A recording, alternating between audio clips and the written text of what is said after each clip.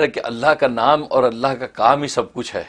اس کائنات کی جان اللہ کا نام اور اللہ کا کام ہے. سبحان اللہ. اور یہ اللہ کا کلام تو ہم نے پورا کیا اور اب اللہ کے نام پہ آ گئے. سبحان اللہ. اور نام کی طاقت یہ ہے کہ بس نام لیتے لیتے دنیا سے چلے جائیں تو آگے کام بن جاتا ہے. سبحان اللہ. تو اس لیے جو ہے سوچا کہ اسماء حسنہ، اور خود قرآن کریم میں اللہ تبارک و تعالی نے فرمایا ہے کہ قل ادعوا اللہ او ادعوا الرحمن ایما تدعوا فلہ الاسماء الحسنى، کہ پیغمبر ان کو کہہ دیجئے اللہ کو اللہ کہہ کے پکاریں یا رحمان کہہ کے پکاریں، یہ سارے اچھے اچھے نام اس اللہ ہی کے ہیں. اللہ. جیسے چاہے پکارو، یا اللہ کو، یا رحمان کو، یا رحیم کو، یا رؤوف، یا کریم، جس طرح پکارو گے. فرمایا یہ خوبصورت حسین سارے نام جو ہے اسی اللہ کے ہیں جو اللہ سب کچھ دیتا ہے. تو یہ اس سے پھر خیال آیا کہ اسماء حسنہ پر گفتگو کروں، تو لہذا آج ہم اللہ کا جو پہلا نام یعنی خود اللہ جو اللہ کا ذاتی نام، اس سے ہم شروع کریں گے. اللہ جو ہے اس مالک اور خالق کا نام ہے جس نے کائنات کو بنایا. کائنات کے مالک اور خالق اور رازق کا نام جو ہے اللہ ہے. اور اللہ جو ہے اللہ تبارک و تعالیٰ کا ذاتی نام ہے. باقی جتنے نام ہیں وہ صفاتی نام ہیں، کسی نہ کسی وصف پر دلالت کرتے ہیں، لیکن لفظ اللہ جو ہے یہ اللہ تبارک و تعالیٰ کا ذاتی نام ہے. اور مفسرین نے لکھا ہے کہ تمام اسماء حسنہ میں سب سے اعلیٰ اور افضل ترین نام جو اللہ ہے. اچھا. ہاں، کیونکہ ظاہر ہے اس اللہ کا ذاتی نام ہے. ذاتی نام. اس لیے علماء فرماتے ہیں کہ یہ علیہ یعلو سے مشتق ہے. علیہ یعلو کو من عطا کرنا. اچھا. تو اللہ کو بھی اللہ اس لیے کہتے ہیں کہ وہ عطا کرتا ہے. سبحان. تو عطا بلکہ عطا کرتا ہی اللہ ہے. تو عطا کرنے والی ذات کو اللہ کہا جاتا ہے. اس لیے جو ہے وہ یہ اللہ جو ہے اس ذات کا نام جو ساری کائنات کو عطا کرتا ہے. اور یہ نام ایسا مبارک نام ہے کہ اس وقت بھی تھا جب کائنات میں کچھ نہیں تھا، اور اس وقت بھی ہوگا جب کائنات میں کچھ نہیں ہوگا. بلکہ جب تک یہ نام اس کائنات میں گونجتا رہے گا تو اللہ تبارک و تعالیٰ آسمان و زمین کی کائنات کو قائم رکھیں گے. اس لیے حدیث میں فرمایا کہ لا تقوم الساعة حتى يقال في الارض اللہ اللہ، کہ اس روئے زمین پر قیامت برپا نہیں ہوگی جب تک کہ اس زمین پر اللہ اللہ کہا جاتا رہے گا. سبحان اللہ. یعنی اس میں بھی کسی عبادت کا ذکر نہیں کیا کہ نماز پڑھتے ہوں گے لوگ، روزے رکھتے ہوں گے، زکوٰۃ، بلکہ اللہ اللہ اللہ، بس اللہ اللہ کا ذکر بھی اگر ہوتا رہے گا تو اس نام میں اتنی طاقت اور تاب ہے کہ آسمان و زمین کو تھامے رکھے گا. سبحان اللہ.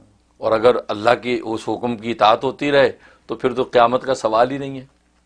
تو اس نام میں اتنی طاقت ہے کہ کائنات کو اس نے تھام رکھا ہے.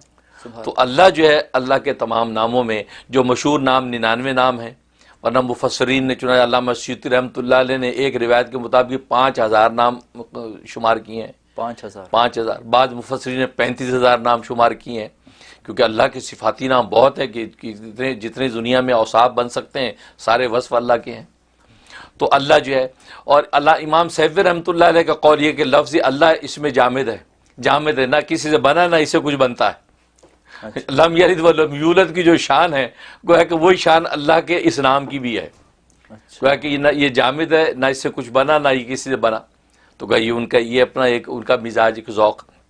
تو لفظ اللہ جو ہے یہ وہ یہ اللہ کا ایک ذاتی نام، اور اس کو ادا کرنا، اس کو جو ہے جب زبان سے لیں تو اس کے بارے میں مفسرین نے لکھا ہے کہ اس کا ادب یہ ہے کہ اللہ کے ساتھ کوئی جو ہے وہ تکریم کا جملہ لگانا چاہیے. جیسے تعالی، اللہ تعالیٰ نے فرمایا، یا تبارک و تعالی، اللہ تبارک و تعالیٰ کا ارشاد ہے، یا اللہ جل جلالہ کہنا چاہیے، یا اللہ جل شانہ نے یہ ارشاد فرمایا. تو لفظ اللہ اکیلا بولنا تو فرمایا جائز تو ہے لیکن خلاف ادب ہے، کیونکہ اللہ کو اس چھوٹے موٹے کسی لقب کے ساتھ شمار کرنا چاہیے، بیان کرنا چاہیے.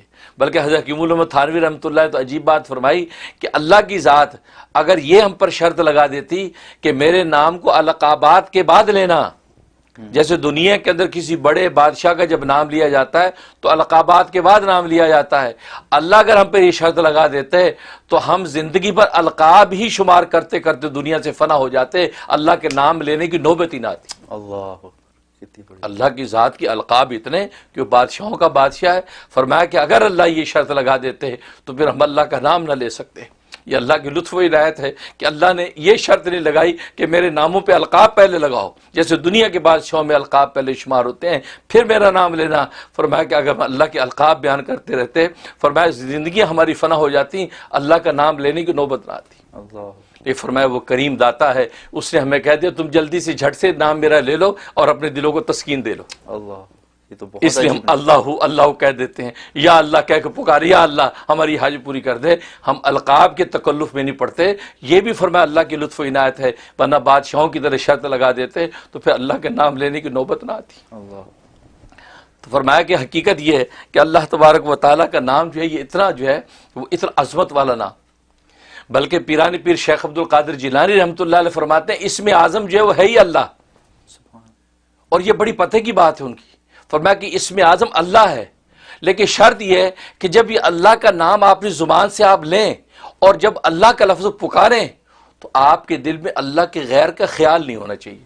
اچھا، فرمایا کہ ادنا خیال بھی آپ کے قلب کے اندر نہ ہو، خالص اللہ کی پکار کے ساتھ جو ہے آپ اللہ کو پکاریں، زبان پر بھی اللہ اور دل میں بھی اللہ کے سوا کوئی غیر نہیں ہے۔ فرمایا یہ اسم اعظم ہے، اس طرح پکار کے کچھ مانگو گے خدا اسی وقت جھولی بھرے گا، اللہ، اور یہ حقیقت ہے، یہ اہل دل نے اس کے تجربے کیے ہیں کہ جب اللہ کو خالص کر کے پکارا ہے اور دل میں بھی اللہ کے سوا کوئی نہیں ہے اور زبان پر بھی اللہ کے سوا کوئی اور نام نہیں، اور اللہ کہہ کے یا اللہ اللہم کہہ کے جب در سے پکارا، یہ واقع فرمایا یہ اسم اعظم ہے، اسی وقت اللہ مراد پوری کرتے ہیں۔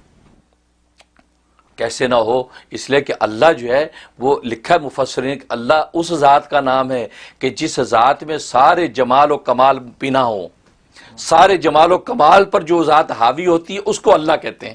سبحان اللہ، اب سارے جمالات سارے کمالات جو ہے وہ اللہ کی ذات کے علاوہ کس کے پاس ہوں گے؟ فرمایا سارے جمالات و کمالات اللہ کی ذات کے اندر جو بند ہو جاتے ہیں۔ فرمایا یہ اللہ اس ذات کا نام ہے، تو اس لیے یہ اللہ جو ہے اتنی عظمت والا نام ہے کہ اس اللہ کے نام کو واقعی اسی عظمت کے ساتھ اگر لیں تو واقعی اہل دل اس کا تجربہ کرتے ہیں کہ جب لیتے ہیں تو واقعی جو مانگتے ہیں ہاتھ خالی نہیں لوٹتے۔ سبحان اللہ، اس لیے پیرانی پیر نے کہا کہ اسم اعظم ہے یہی۔ سبحان اللہ، چاچی امام اعظم ابو حنیفہ رحمۃ اللہ علیہ کا بھی قول یہ ہے کہ اسم اعظم لوگ ڈھونڈتے ہیں، اللہ کا لفظ جو ہے اللہ کا جو نام یہی اسم اعظم ہے۔ سبحان اللہ، تم اس نام کو سچی صدق دل سے پکار کے تو دیکھو خدا کیسے پوری کرتا ہے۔ سبحان اللہ، تو یہ تو اللہ کے نام کی حقیقت ہے۔ اور جہاں تک اس کے فضائل و فوائد کا تعلق ہے، علماء نے لکھا ہے کہ ایک اس کا فائدہ ہے کہ اگر دل میں شکوک و شبہات ہیں ایمان کے حوالے سے، عبادات کے حوالے سے، اور آج کے یہ تشدد کا جو دور ہے، نظریات کا تشدد ہے، طرح طرح کی چیزیں سامنے آتی ہیں، تو انسان اللہ پر ایمان کو ڈاماڈول محسوس کرتا ہے، اور نئی نسل خاص طور پہ جو ہے اس حوالے سے تشکیک کے اندر مبتلا ہو جاتی ہے کہ یار پتہ نہیں اللہ ہے کہ نہیں۔ فرمایا اس کے لیے زبردست اس میں تاثیر ہے کہ یا اللہ یا اللہ یا اللہ، فرمایا 1000 مرتبہ پڑھ کے سینے پہ دم کیا جائے اور پانی دم کر کے پلا دیا جائے، فرمایا جس قسم کی دل کے اندر شکوک و شبہات ہو گئے رفع ہو جاتے۔ اچھا، ماشاء اللہ، اور آج تو ہر بندہ پریشان ہے کہ یار یہ دل کے اندر کیا ہے، اس کے بیٹھ گیا، یہ تو اسلام سے بھاگ رہا ہے، یار یہ تو ایمان کی باتیں نہیں کرتا، یہ تو غیروں کو دیکھتا ہے، بس یا اللہ یا اللہ یا اللہ جو ہے 1000 دفعہ پڑھے، اول آخر 11 مرتبہ درود شریف، اور اس کے بعد جو ہے وہ دم کر دیں۔ بلکہ میں تو کہتا گھروں کے اندر عورتیں جو ہیں، مائیں پورے گھرانے کو، بچوں کو، بڑوں کو، سب کو پلایا کرے دم کر کے، انشاءاللہ ان کا دل جو خدا کے ساتھ ہی جڑا رہے گا اور اللہ سے ہٹے گا نہیں۔ سبحان یہ کس کا یہ فائدہ؟ کتنے دن کرے؟ یہ 41 ڈیز، 41 دن 41 days. 41 دن کریں، انشاءاللہ تبدیلی آ جائے گی۔ اور دوسرا فائدہ اس کا یہ کہ اگر کسی کا کام اٹکا ہوا ہے، بڑا مشکل کام ہے، ہو نہیں پا رہا، اور زور لگا لیا، ساری کوشش کر لی، کام نہیں ہو رہا، تو جمعے کی نماز سے پہلے خلوت میں بیٹھ کے صرف 200 مرتبہ پکارنا ہے، اچھا، اللہ اللہ اللہ اللہ، 200 مرتبہ بس اس کا ورد کرنا ہے، اول آخر 11 مرتبہ درود شریف کے ساتھ۔ فرمایا کہ کیسا بھی مشکل کام ہو اللہ تبارک و تعالیٰ اگلے جمعے سے پہلے حل کر دیتے ہیں۔ اچھا، عجیب تاثیر ہے اس میں، صرف ایک دن کرنا؟ صرف ایک دن، پھر اگلے جمعہ ہے، اگر نہیں پھر کر لیں۔ سبحان تو ورنہ فرمایا کہ وہ تو پڑھنے والی کی اس پر ہے، کس سچائی کے ساتھ پڑھ رہا ہے، صدقے دل سے پڑھ رہا ہے، تو اگلا جمعہ آنے سے پہلے کام ہو جانا ہے۔ ورنہ فرمایا کہ 7 جمعے پورے کر لے، انشاءاللہ کہیں نہیں جاتا کام، آپ کا کام ہو کے رہے گا۔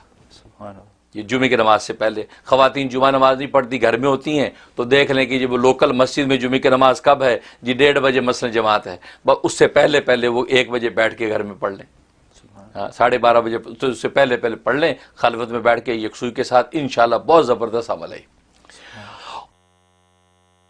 میں آپ نے ایک چیز فرمائی تھی حضرت شیخ کے حوالے سے، پیران پیر کے حوالے سے، کہ اللہ اس طرح سے کہے کہ کوئی اور کچھ بھی نہ ہو، خالص ہو کے اللہ کو پکارے، تو خیالات نہ ہونے کا کیا مطلب؟ اس لمحے میں نہ ہو، کیونکہ اس سے پہلے اللہ کا نام پکارنے سے پہلے بھی خیالات ہیں، اس کے بعد بھی خیالات ہیں، اور پھر خیال نہ ہونے سے کیا مراد؟ کیونکہ اپنی ضرورت کا خیال تو کم سے کم ہوگا جس ضرورت کے لیے پکار رہا ہے۔ یہ اچھا سوال کیا، بلکہ بہت اچھا پوائنٹ اٹھایا بھائی۔ نہیں، وہ اس لمحے میں جب پکار رہا ہے نا، اور جس ضرورت کے لیے پکار رہا ہے، اس لمحے میں بس یہ تصور و صدق دل سے کہ اس ذات کے علاوہ کوئی کرنے والا نہیں ہے، اس کو پورا اسی ذات ہی نہیں کرنا، اور کوئی کر ہی نہیں سکتا۔